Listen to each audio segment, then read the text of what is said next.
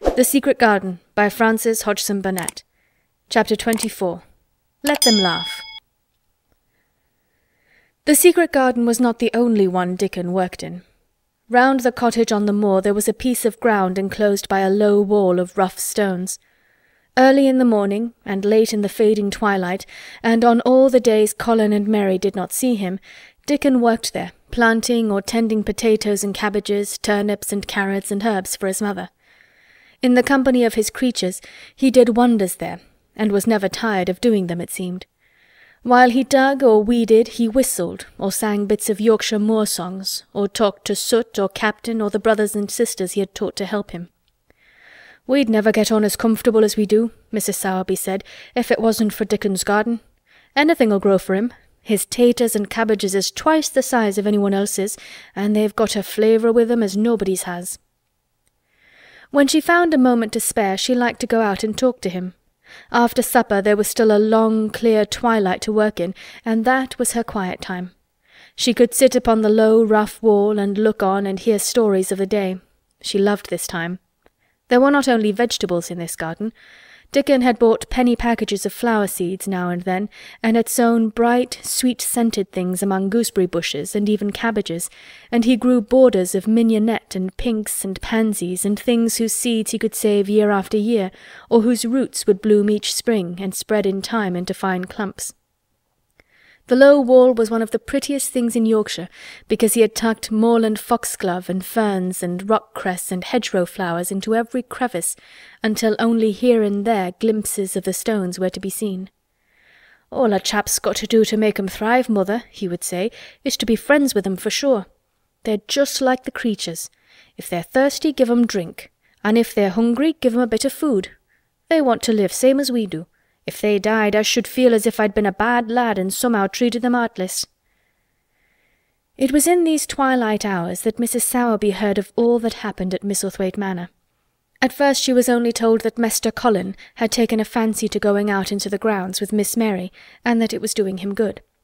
But it was not long before it was agreed between the two children that Dickon's mother might come into the secret. Somehow it was not doubted that she was safe for sure. So one beautiful still evening Dickon told the whole story, with all the thrilling details of the buried key and the robin and the grey haze which had seemed like deadness, and the secret Mistress Mary had planned never to reveal. The coming of Dickon and how it had been told to him, the doubt of Mester Colin, and the final drama of his introduction to the hidden domain, combined with the incident of Ben Weatherstaff's angry face peering over the wall and Mester Colin's sudden indignant strength, made Mrs. Sowerby's nice-looking face quite change colour several times. "My word," she said, "it was a good thing that little lass come to the manor. It's been the making of her and the saving of him. Standing on his feet, and us all thinking he was a poor half-witted lad with not a straight bone in him."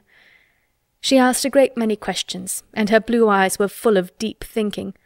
"What do they make of it at the manor, him being so well and cheerful and never complaining?" she inquired. "They don't know what to make of it," answered Dickon. "Every day as comes round his face looks different. It's filling out, and doesn't look so sharp, and the waxy colour's going. But he has to do his bit of complaining," with a highly entertained grin. "What for, in mercy's name?" asked Mrs. Sowerby. Dickon chuckled. "He does it to keep them from guessing what's happened. If the doctor knew he'd found out he could stand on his feet, he'd likely write and tell Mester Craven. Mester Colin's saving the secret to tell himself. He's going to practice his magic on his legs every day till his father comes back, and then he's going to march into his room and show him he's as straight as other lads. But him and Miss Mary think it's the best plan to do a bit of groaning and fretting now and then to throw folk off the scent." Mrs. Sowerby was laughing a low, comfortable laugh long before he had finished his last sentence. "Eh," she said, "that pair's enjoying theirselves, I'll warrant. They'll get a good bit of acting out of it, and there's nothing children likes as much as play-acting. Let's hear what they do, Dickon lad." Dickon stopped weeding and sat up on his heels to tell her. His eyes were twinkling with fun. "Mester Colin is carried down in his chair every time he goes out," he explained, "and he flies out at John the footman for not carrying him careful enough. He makes himself as helpless looking as he can, and never lifts his head till we're out of sight of the house. And he grunts and frets a good bit when he's being settled into his chair. Him and Miss Mary's both got to enjoying it, and when he groans and complains, she'll say, 'Poor Colin, does it hurt you so much? Are you so weak as that, poor Colin?' But the trouble is that sometimes they can scarce keep from bursting out laughing. When we get safe into the garden, they laugh till they've got no breath left to laugh with, and they have to stuff their faces into Mr. Colin's cushions to keep the gardeners from hearing, if any of 'em's about. The more they laugh, the better for 'em," said Mrs. Sowerby, still laughing herself. "Good healthy child laughing's better than pills any day of the year. That pair'll plump up for sure." "They are plumping up," said Dickon. "They're that hungry they don't know how to get enough to eat without making talk. Mr. Colin says if he keeps sending for more food, they won't believe he's an invalid at all.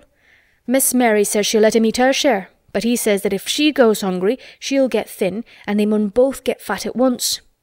Mrs. Sowerby laughed so heartily at the revelation of this difficulty that she quite rocked backward and forward in her blue cloak, and Dickon laughed with her. "I'll tell thee what, lad," Mrs. Sowerby said when she could speak. "I've thought of a way to help 'em. When thou goes to him in the mornings, thou shall take a pail of good new milk, and I'll bake him a crusty cottage loaf or some buns with currants in 'em, same as you children like.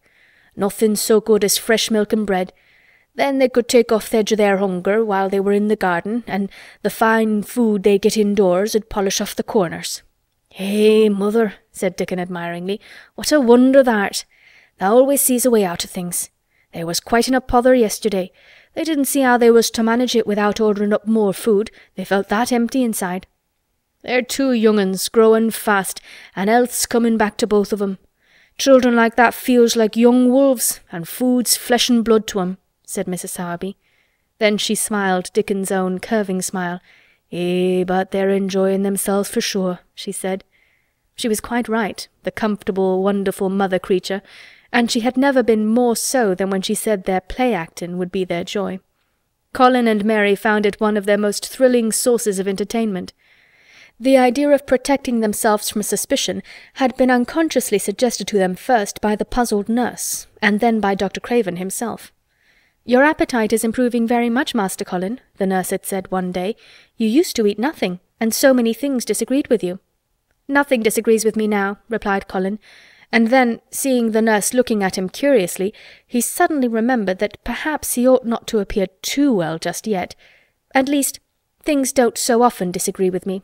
It's the fresh air." "Perhaps it is," said the nurse, still looking at him with a mystified expression. "But I must talk to Dr. Craven about it." "How she stared at you," said Mary when she went away, "as if she thought there must be something to find out." "I won't have her finding out things," said Colin. "No one must begin to find out yet." When Dr. Craven came that morning, he seemed puzzled also. He asked a number of questions to Colin's great annoyance. "You stay out in the garden a great deal," he suggested. "Where do you go?" Colin put on his favourite air of dignified indifference to opinion.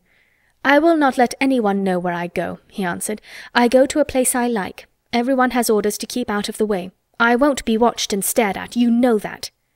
"You seem to be out all day, but I do not think it has done you harm. I do not think so. The nurse says that you eat much more than you have ever done before." "Perhaps," said Colin, prompted by a sudden inspiration, "perhaps it is an unnatural appetite." "I do not think so, as your food seems to agree with you," said Dr. Craven. "You are gaining flesh rapidly, and your colour is better." Perhaps I am bloated and feverish," said Colin, assuming a discouraging air of gloom. "People who are not going to live are often different." Dr. Craven shook his head. He was holding Colin's wrist, and he pushed up his sleeve and felt his arm. "You are not feverish," he said thoughtfully, "and such flesh as you have gained is healthy. If you can keep this up, my boy, we need not talk of dying. Your father will be happy to hear of this remarkable improvement." "I won't have him told," Colin broke forth fiercely. "It will only disappoint him if I get worse again, and I may get worse this very night. I might have a raging fever. I feel as if I might be beginning to have one now. I won't have letters written to my father. I won't! You're making me angry, and you know that is bad for me. I feel hot already. I hate being written about and being talked over as much as I hate being stared at." "Hush, my boy," Dr. Craven soothed him. "Nothing shall be written without your permission. You are too sensitive about things. You must not undo the good which has been done." He said no more about writing to Mr. Craven, and when he saw the nurse he privately warned her that such a possibility must not be mentioned to the patient. "The boy is extraordinarily better," he said. His advance seems almost abnormal. But of course he is doing now of his own free will what we could not make him do before. Still, he excites himself very easily, and nothing must be said to irritate him." Mary and Colin were much alarmed and talked together anxiously. From this time dated their plan of play-actin'. "I may be obliged to have a tantrum," said Colin regretfully. "I don't want to have one, and I'm not miserable enough now to work myself into a big one. Perhaps I couldn't have one at all. That lump doesn't come in my throat now, and I keep thinking of nice things instead of horrible ones. But if they talk about writing to my father, I shall have to do something." He made up his mind to eat less, but unfortunately it was not possible to carry out this brilliant idea when he wakened each morning with an amazing appetite, and the table near his sofa was set with a breakfast of home-made bread and fresh butter, snow-white eggs, raspberry jam, and clotted cream. Mary always breakfasted with him, and when they found themselves at the table, particularly if there were delicate slices of sizzling ham sending forth tempting odours from under a hot silver cover, they would look into each other's eyes in desperation. "I think we shall have to eat it all this morning, Mary," Colin always ended by saying. "We can send away some of the lunch and a great deal of the dinner." But they never found they could send away anything, and the highly polished condition of the empty plates returned to the pantry awakened much comment. "I do wish," Colin would say also, "I do wish the slices of ham were thicker, and one muffin each is not enough for anyone." "It's enough for a person who is going to die," answered Mary when first she heard this, "but it's not enough for a person who is going to live. I sometimes feel as if I could eat 3 when those nice fresh heather and gorse smells from the moor come pouring in at the open window." The morning that Dickon, after they had been enjoying themselves in the garden for about 2 hours, went behind a big rose-bush and brought forth 2 tin pails, and revealed that one was full of rich new milk with cream on the top of it, and that the other held cottage-made currant buns folded in a clean blue and white napkin, buns so carefully tucked in that they were still hot. There was a riot of surprised joyfulness. What a wonderful thing for Mrs. Sowerby to think of! What a kind, clever woman she must be! How good the buns were, and what delicious fresh milk! "Magic is in her just as it is in Dickon," said Colin. "It makes her think of ways to do things, nice things. She is a magic person. Tell her we are grateful, Dickon, extremely grateful." He was given to using rather grown-up phrases at times. He enjoyed them. He liked this so much that he improved upon it. "Tell her she has been most bounteous, and our gratitude is extreme." And then, forgetting his grandeur, he fell to and stuffed himself with buns and drank milk out of the pail in copious draughts, in the manner of any hungry little boy who had been taking unusual exercise and breathing in moorland air, and whose breakfast was more than 2 hours behind him. This was the beginning of many agreeable incidents of the same kind. They actually awoke to the fact that, as Mrs. Sowerby had 14 people to provide food for, she might not have enough to satisfy 2 extra appetites every day. So they asked her to let them send some of their shillings to buy things. Dickon made the stimulating discovery that in the wood in the park outside the garden where Mary had first found him piping to the wild creatures, there was a deep little hollow where you could build a sort of tiny oven with stones and roast potatoes and eggs in it. Roasted eggs were a previously unknown luxury, and very hot potatoes with salt and fresh butter in them were fit for a woodland king, besides being deliciously satisfying. You could buy both potatoes and eggs and eat as many as you liked without feeling as if you were taking food out of the mouths of 14 people. Every beautiful morning the magic was worked by the mystic circle under the plum tree, which provided a canopy of thickening green leaves after its brief blossom time was ended. After the ceremony, Colin always took his walking exercise, and throughout the day he exercised his newly found power at intervals. Each day he grew stronger and could walk more steadily and cover more ground, and each day his belief in the magic grew stronger, as well it might. He tried one experiment after another as he felt himself gaining strength, and it was Dickon who showed him the best things of all. "Yesterday," he said one morning after an absence, "I went to Thwaite for mother, and near the Blue Cow Inn I seed Bob Haworth. He's the strongest chap on the moor. He's the champion wrestler, and he can jump higher than any other chap and throw the hammer farther. He's gone all the way to Scotland for the sports some years. He's knowed me ever since I was a little un, and he's a friendly sort, and I asked him some questions. The gentry calls him an athlete, and I thought of thee, Mester Colin, and I says, 'How did tha make thy muscles stick out that way, Bob? Did tha do anything extra to make thyself so strong?' And he says, "Well, yes, lad, I did. A strong man in a show that came to Thwaite once showed me how to exercise my arms and legs and every muscle in my body. And I says, 'Could a delicate chap make hisself stronger with 'em, Bob?' And he laughed and he says, 'Art thou the delicate chap?' And I says, 'No, but I knows a young gentleman that's getting well of a long illness, and I wish I'd knowed some o' them tricks to tell him about.' I didn't say no names, and he didn't ask none. He's friendly, same as I said, and he stood up and showed me good-natured like, and I imitated what he did till I knowed it by heart." Colin had been listening excitedly. "Can you show me?" he cried. "Will you?" "Aye, to be sure," Dickon answered, getting up. "But he says thou mun do 'em gentle at first, and be careful not to tire thyself. Rest in between times, and take deep breaths, and don't overdo." "I'll be careful," said Colin. "Show me, show me. Dickon, you are the most magic boy in the world." Dickon stood on the grass and slowly went through a carefully practical but simple series of muscle exercises. Colin watched them with widening eyes. He could do a few while he was sitting down. Presently he did a few gently while he stood upon his already steadied feet. Mary began to do them also.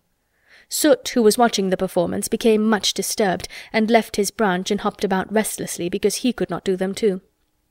From that time the exercises were part of the day's duties as much as the magic was. It became possible for both Colin and Mary to do more of them each time they tried, and such appetites were the results that but for the basket Dickon put down behind the bush each morning when he arrived, they would have been lost. But the little oven in the hollow and Mrs. Sowerby's bounties were so satisfying that Mrs. Medlock and the nurse and Dr. Craven became mystified again. You can trifle with your breakfast and seem to disdain your dinner if you are full to the brim with roasted eggs and potatoes and richly frothed new milk and oat-cakes and buns and heather honey and clotted cream. "They are eating next to nothing," said the nurse. "They'll die of starvation if they can't be persuaded to take some nourishment. And yet see how they look."